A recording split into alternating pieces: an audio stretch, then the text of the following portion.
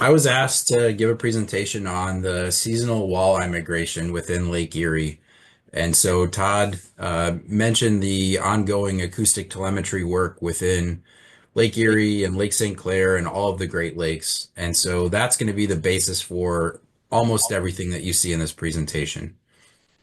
So Todd showed a little bit of the information about walleye harvest in Lake Erie. And if you don't know, Lake Erie is the walleye capital of the world. This is a figure showing the number of walleye and millions of fish harvested over the last 40 years or so. The gray bars are walleye harvested by the lake's commercial and recreational fisheries, and the black line is the harvest quota, so the number of fish that folks were legally or the jurisdictions were legally allowed to harvest.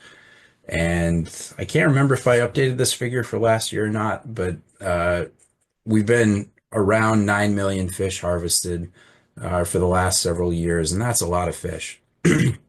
And so down in my neck of the woods on New Year's Eve, rather than dropping a big crystal ball like New York, Port Clinton, Ohio drops Willie or Wiley the walleye from a crane. And so there's a lot of important cultural, economic, ecological importance to this fish, and sustainable management is critical to keep the numbers of those fish around and the fisheries thriving.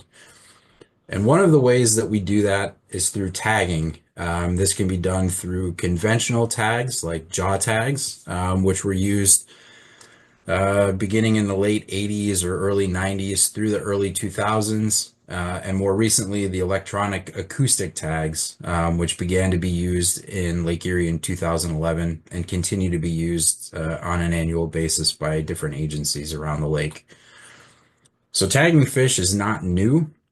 These are some example publications from probably as far back as the early 70s, where different folks around the lake have tagged walleye or yellow perch or smallmouth bass. And probably the best example is the jaw tag program that I referenced earlier. This was a cooperative, collaborative program where every agency or jurisdiction around the lake was working together to release hundreds or thousands of walleye every year from different spawning populations within their jurisdiction to try to understand their movement, their survival, things like that.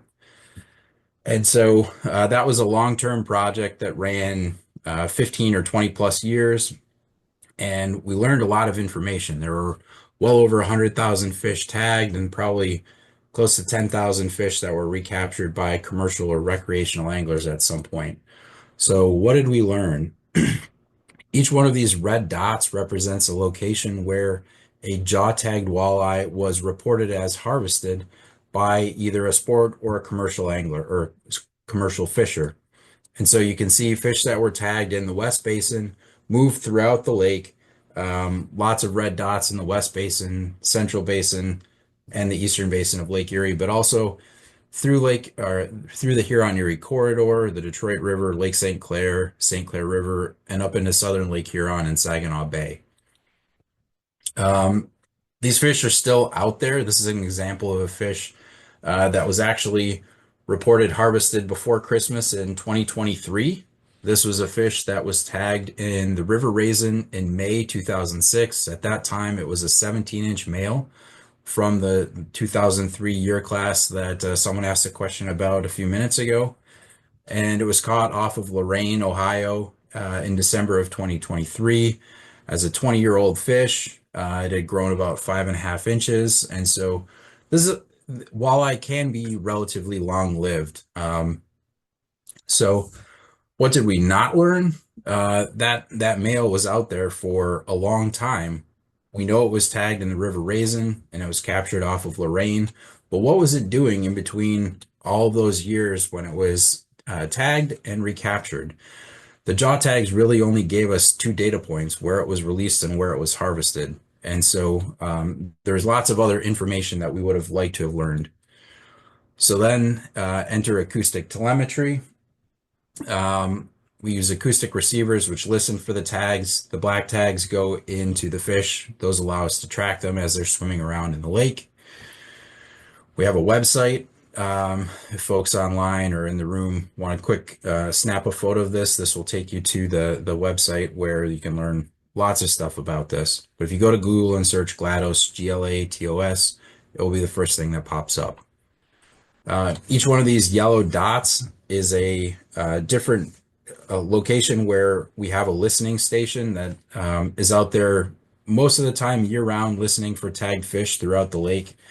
And folks that utilize GLaTOS are all using the same technology, which allows if one of my fish in the Western Basin decides that it wants to swim up to Saginaw Bay, as long as it passes by one of those receivers, we're going to get the data from that fish. So it allows us to really expand the scope and scale of what could be a local project.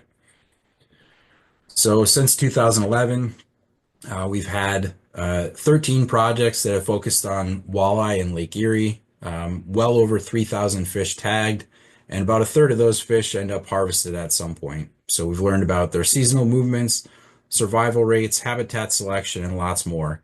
I'm just going to provide some examples of what the movements kind of look like and how this information can be used to inform management. So a really popular animation that a colleague in New York put together almost a decade ago that continues to make the rounds on social media. This is blue dot animation. So if you go to YouTube and search walleye migration Lake Erie, you can see a snippet of the data. And everyone loves to watch the fish ping around, but it's really easy to get lost in all of the action. And so when you break it down and you look at the tracks for individual fish, this is a relatively large female walleye that was tagged in the West Basin, a reef here in Ohio in April of 2016. About 4 years of data, and you can see it moved throughout the Central Basin and to the Eastern Basin, but it came back to the West Basin each year during the spawn. Here's an example of a smaller female walleye tagged in the Detroit River with a very similar pattern. Again, came back to the Detroit River each year during the spring to spawn, but moved throughout the Western Basin or throughout the Central Basin during non-spawning times. Here's an example of a male walleye doing basically the same thing. So it seems like both male and female walleyes, regardless of size, once they reach adulthood, have this tendency to leave the Western Basin and go into the Central Basin or Eastern Basins for at least part of the non-spawning times of year. This is just an example showing that for the different tagging locations that correspond to different spawning populations where we've tagged large numbers of walleye over the years, where the lighter colors, lighter shades of red are, the more eastern locations in Lake Erie, so the Central Basin or the Eastern Basin, so farther away from Michigan. So then we often get questions about whether resident fish exist. This will be a good test for my internet and whether the animation will translate. So here's a female walleye tagged on the reefs in 2013. Big fish, you would have maybe conventionally expected it to move a long way. And that fish was never detected more than 40 miles from its home. And this was a repeated behavior over multiple years. And so clearly there's a lot of variation in what the individual tagged fish do. Here's another example of a fish tagged in the Sandusky River where it just appeared to be hanging out in the Sandusky Bay all year round for multiple years. So again, speaks to the variation in the sort of personalities of these fish. Some are homebodies, some like to see the world. How am I doing on time? Am I going too fast, too slow? Just gonna keep plowing ahead. If I'm too slow, let me know, please. Another example where we tagged smaller fish and actually partnered with charter captains and anglers in the Western Basin was trying to understand what populations are harvested by, it says Ohio, but really we're interested in Michigan and Ohio sport fisheries. And so the challenge with this was to catch a lot of fish in a short time. The idea was basically go out in the lake during non-spawning periods, catch fish, and then listen for those fish during the following spring to see where they were going back to spawn. And so we partnered with charter captains within the Lake Erie Charter Boat Association here in Ohio. I went out with at least one charter captain multiple times in Michigan waters with one of Todd's biologists to tag fish. And here's an animation showing where those sport caught fish moved throughout the 2019 open water fishing season. So this is basically May through Halloween of that year. The blue dots represent individual tagged fish. The black dots are those receivers or the listening stations. And this is a little bit misleading in that it makes it look like we know where the fish are at all times. Basically, when they overlap with those black dots, that's where they're detected, and everything else is sort of interpolated between detections. But you can see some fish staying in the West Basin and other fish moving throughout the lake.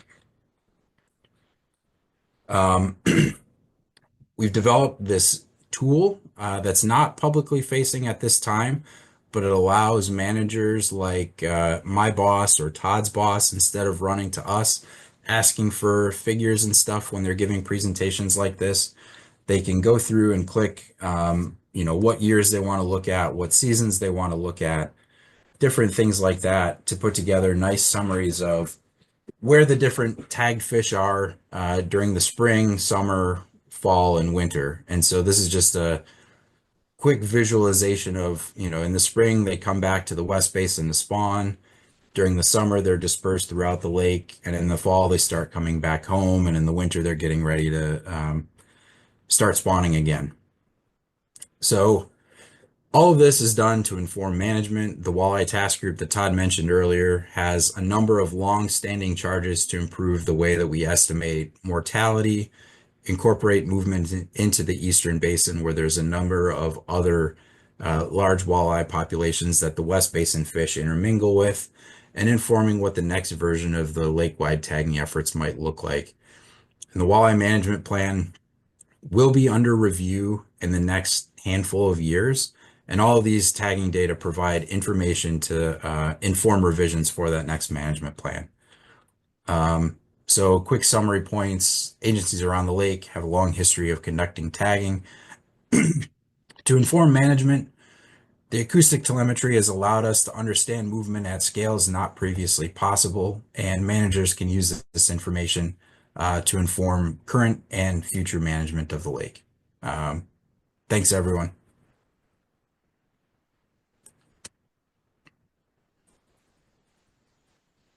Thanks a lot, Matt.